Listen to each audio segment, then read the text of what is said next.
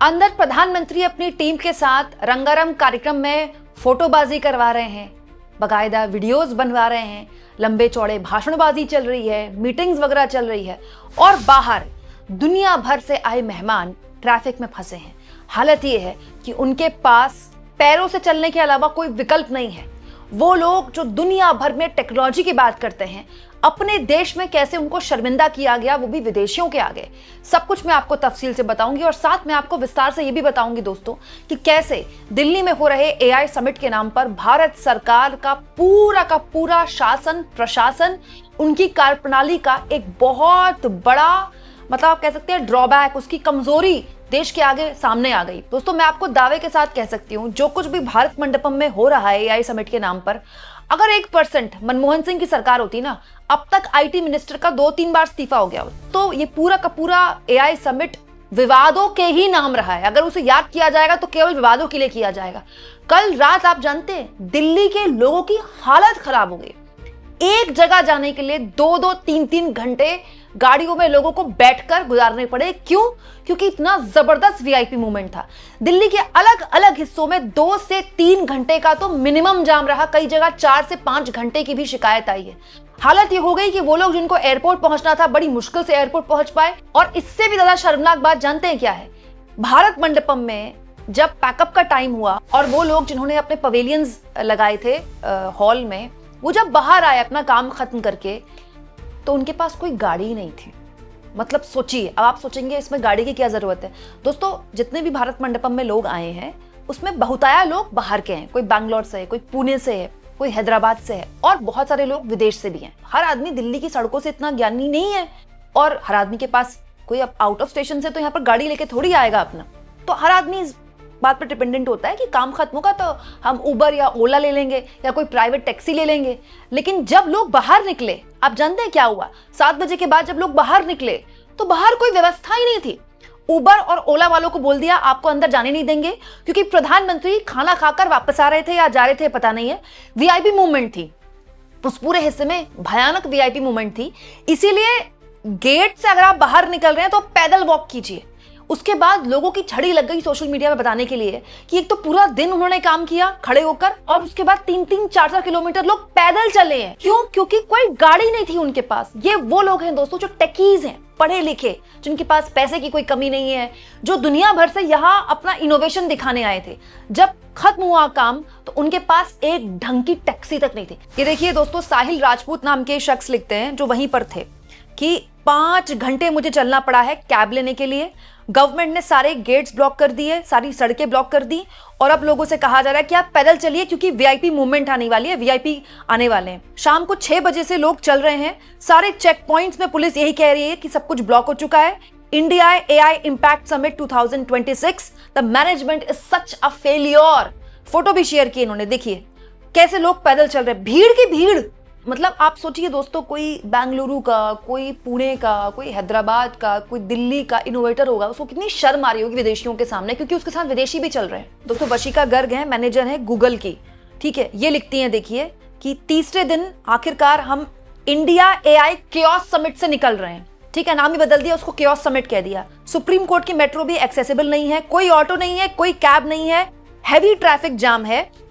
2-3 kilometre Delhi की सड़कों पर हमको पैदल चलना पड़ा सिर्फ इसीलिए कि हम मेट्रो स्टेशन पहुंच जाएं। हम यहाँ पर चीजों को ठीक करने आए थे, खुद ही झंझट में फंस गए। दोस्तों स्तुति मिश्रा नाम की यूजर जो कि एशिया क्लाइमेट करस्पॉन्डेंट है, उन्होंने यहाँ पर विस्तार से बताया है कि बड़ी मुश्किल से उनको भारत मंडपम से लेकर लोधी गार्डन तक की कैब मिली है। इसके लिए उनको 2.5 घंटा इंतजार करना पड़ा, 2.5 घंटा, सिर्फ इसीलिए क्योंकि वीवीआईपी मूवमेंट था।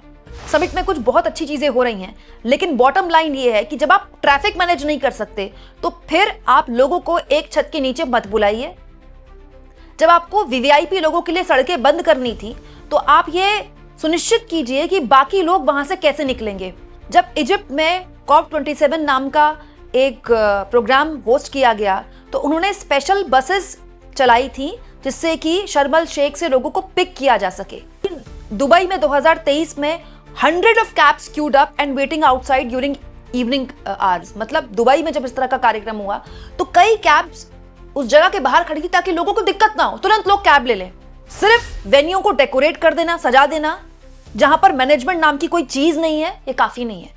दोस्तों इस तरह के जब कार्यक्रम होते हैं तो आपको वीआईपी मूवमेंट के लिए गाड़ियां बंद करनी पड़ सकती हैं, कोई नई बात नहीं है, लेकिन आपको सोचना पड़ेगा ना कि गाड़ियां बंद हो जाएंगी तो आदमी कैसे जाएगा। जनरली शटल सर्विस होती है। शटल सर्विस जैसे कि आपने देखा होगा बड़े बड़े रिजॉर्ट्स में होता है, बड़े बड़े होटल्स में होता है, आपका सामान उठाकर ले जाएंगे, छोटी सी एक इको फ्रेंडली गाड़ी होती है, उसमें आपको बिठाएंगे, उसमें आपका सामान होगा, आप होंगे, आप जहां बोलेंगे आपको वहां ड्रॉप कर देंगे। अरे पैसे ले लेते भाई, सरकार से कौन कह रहा है कि मुफ्त में दीजिए। लोगों ने वहां पवेलियन में स्टॉल लगाने के लिए 12-12, 15-15 लाख रुपए दिए हैं। क्या वो शटल सर्विस के पैसे नहीं दे सकते थे? कम से कम उनको पैदल तो नहीं चलना पड़ता।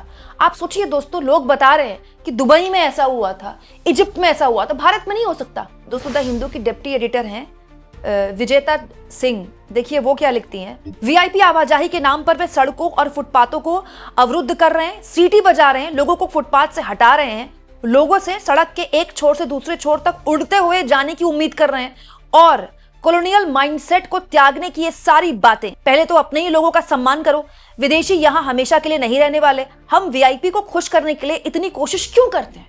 दोस्तों पत्रकार और फिल्म मेकर विनोद कापड़ी ने फोटो शेयर की है। उनका तो इस एआई समिट से कोई लेना एक ना देना दो था। उनको एक प्लेन अपना एक फ्लाइट पकड़नी थी, दिन में वो टाइम पे निकल गए थे।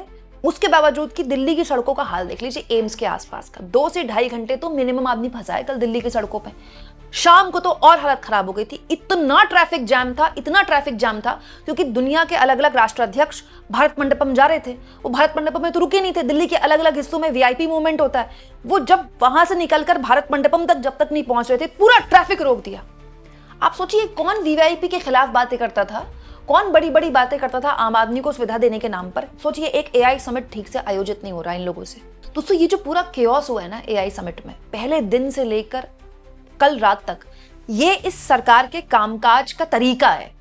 उनको कोई फर्क नहीं पड़ता सोशल मीडिया में क्या चल रहा है, उनको कोई फर्क नहीं पड़ता दुनिया क्या बोल रही है, उनको कोई फर्क नहीं पड़ता लोगों को कितनी असुविधा हो रही है। उनको बस इससे फर्क पड़ता है कि बढ़िया बढ़िया फोटो खींचने की नहीं खींच रही। जिस वक्त सोशल मीडिया में इस तरह की खबरें छप रही थी कि हम 2 घंटे से चल रहे हैं, हम 2.5 घंटे से वेट कर रहे हैं, गाड़ी नहीं है, यहाँ पर मेट्रो तक जाने में हालत खराब हो गई है, उस वक्त मोदी जी या तो राष्ट्राध्यक्षों के साथ इस तरह की फोटोज पोस्ट कर रहे थे या इस तरह के रंगारंग कार्यक्रमों की तरह से उनको प्रदर्शित कर रहे थे। दोस्तों ये इस तरह के समिट्स जो होते हैं, ये आपके पूरे के पूरे प्रशासन और शासन का एक जीता जागता नमूना होता है। 1% सोचिए, दिल्ली में अगर अरविंद केजरीवाल की सरकार होती ना तो सारा ब्लेम उन पर डाल दिया गया होता। दोस्तों ये हाल तब है जब पूरी की पूरी दिल्ली में पता नहीं आपके कितने इंजन डोल रहे हैं, कितने इंजन काम कर रहे हैं, किसी को कुछ नहीं पता है। वहां हालत ये है कि आपकी दिल्ली सरकार को कुछ नहीं पता कैसे मैनेज करना है, आपकी केंद्र की सरकार को कुछ नहीं पता। और ऐसा नहीं कि पहली बार हुआ है, जब से ये एआई समिट हुआ है लगातार गलतियों पर गलतियां सरकार कर रही है। पहला दिन पूरा दिन प्रधानमंत्री के वीआईपी मूवमेंट, उनकी फोटोबाजी के नाम रहा। जिन लोगों ने पैसे देकर वहां पवेलियन लगाए थे उनको बाहर कर दिया गया क्योंकि मोदी जी को रील बनानी थी, फोटो खिंचानी थी। दूसरा दिन गलगोटिया यूनिवर्सिटी के रोबो के नाम रहा, ठीक है। हालांकि उस शाम से ही खबरें आनी शुरू हो गई थी। गलगोटिया यूनिवर्सिटी जिसने चीन का रोबो वाला कुत्ता दिखाकर मतलब ऐसी किरकिरी कराई भारत की। अगले दिन उसके पवेलियन की बिजली काटी गई। उसके वही टीचर जो एक दिन पहले रोबो को अपना बता रहे थे नाम बदल के, अगले दिन उस पर अपनी और खींचालेदर करवा रहे थे। और अंत में भारत सरकार के मंत्री को कहना पड़ा कि देखिए हमने कार्रवाई कर दी ना, उसके नाम रहा। और अंत में आते आते, रात को आते आते ये कंट्रोवर्सी कम थी कि क्या हुआ, वो लोग जो वहां पर दुनिया भर से आए हैं अपनी इनोवेशन को दिखाने के लिए, उन बेचारों को काम खत्म करने के बाद 2-2, 2.5 किलोमीटर पैदल चलने के लिए कहा गया। और उसमें भी जब वो पैदल चल रहे हैं सड़कों पर तो पुलिस सीटी मार मार कर उनको हटा रही है। सोचिए इनोवेशन के नाम पर जिन लोगों को आप देश भर से बुला रहे हैं, क्या छवि पेश कर रहे हैं आप उनके आगे। कोई कितना भी बड़ा इनोवेटर है, क्या हैसियत है उसकी जब उसको सड़क पर 2.5 घंटे 3 घंटे चलना है और बड़ी मुश्किल से मेट्रो पकड़ने की व्यवस्था भी नहीं है उसकी। जब आप बेसिक इंफ्रास्ट्रक्चर नहीं दे सकते, एक पानी नहीं दे सकते। दोस्तों पहले दिन भी ये शिकायत आई थी कि पानी और खाने की व्यवस्था नहीं थी, जहां पर पेमेंट होती थी वहां पर कैश के अलावा कोई व्यवस्था नहीं थी। एआई समिट हो रहा है और आप पहले दिन यूपीआई पेमेंट तक नहीं दे पाए। एआई समिट हो रहा है और जिन लोगों को आप बुला रहे हैं आपको इतना बेसिक आइडिया भी नहीं है कि वो पैदल चलेंगे क्या। सोचिए ये हाल है उस सरकार में जो अपने आप को इवेंट का सरताज बताती है। और इस देश में पिछले 12 सालों में इवेंट के अलावा कुछ हुआ ही नहीं है। लेकिन ये एक ऐसा मौका है जिसमें पहली बार पता चला है कि ये सरकार एक्चुअली में काम कैसे करती है। और आप जानते हैं ये फिर भी हो सकता है, ऐसा कोई इवेंट दोबारा किया जाए ना सरकार के रहते, तो ये दोबारा भी हो सकता है। जानते हैं क्यों? क्योंकि जवाबदेही नाम की कोई चीज नहीं है। अगर किसी मंत्री के इस्तीफे हों, अगर किसी अधिकारी की नौकरी जाए, कोई जांच बैठे, तो पता चले ना किसी के अंदर डर बैठे कि मेरी कुर्सी जा सकती है। यहां पर किसी को कोई फर्क नहीं पड़ता। इतना भयानक केओस हो गया, गलगोटिया ने इतनी बदनामी की। दोस्तों, दुनिया के बड़े बड़े मीडिया संस्थान, चाहे बीबीसी हो, चाहे ब्लूमबर्ग हो, चाहे रॉयटर्स हो, चाहे चीन की मीडिया एजेंसी हो, उन्होंने गलगोटिया के चक्कर में जो भारत की बदनामी हुई है इस AI समिट में, उसको चटकारे ले लेकर छापा है। और सोचिए किसी मंत्री पर कोई गाज नहीं गिरेगी। आप 1% सोचिए, कोई अपना कुछ भी सामान ऐसे ही लगा देगा क्या इस AI समिट में? कोई तो चेक करता होगा बैठकर कि कोई आदमी अपना इनोवेशन बता रहा है तो क्या सच में उसका इनोवेशन है? मतलब गलगोटिया का किसी ने चेक ही नहीं किया था क्या? बस उसको ऐसे ही पवेलियन में आने की इजाजत दे दी। दूरदर्शन ने उसका इंटरव्यू कर दिया, इंटरव्यू ऑन एयर हो गया। उसके बाद सोशल मीडिया के से पता चल रहा है कि तो चोरी का माल है, चीन का माल है। और उसके बाद अगले दिन उसकी बत्ती काट रहे हैं, उसको भगा रहे हैं वहां से। और फिर उसके लिए भी अपने आप की पीठ थपथपा रहे हैं कि देखिए हमने कितना बड़ा काम किया, गलगोटिया को बाहर निकाल दिया। आप सोचिए दोस्तों, ये उस देश में हो रहा है जो अपने आप को AI का सरताज बनाने की कोशिश करता है। इनोवेशन के नाम पर पिछले 12 सालों में क्या एनवायरनमेंट बनाया गया, क्या हुआ है, मुझे आपको बताने की जरूरत नहीं है। लेकिन अब जब सीना ठोक कर आप पूरी दुनिया के लोगों को यहां बुला रहे हैं, दुनिया के सबसे बड़े AI समिट के नाम पर, तो कम से कम बेसिक सुविधाएं तो रखिए। देश की बदनामी तो मत करवाइए। वो विदेशी जो यहां पर केवल AI समिट के लिए आए होंगे, क्या छवि लेकर जाएंगे देश की, सोचिए। और अगर दिल्ली में इंफ्रास्ट्रक्चर नहीं है, इतनी VIP मूवमेंट की दिक्कत है, तो आप किसी और शहर में कर लीजिए ना। आप हैदराबाद में कर लीजिए, आप पुणे में कर लीजिए, आप बेंगलुरु में कर लीजिए। जरूरी है आपको दिल्ली में ही करना है सब कुछ, तब जबकि दिल्ली में वैसे भी सुबह शाम ट्रैफिक की मारामारी रहती है। आपको क्या लगता है दोस्तों? कमेंट बॉक्स में जरूर लिखें और जितना हो सके चैनल को शेयर भी करें और सब्सक्राइब भी।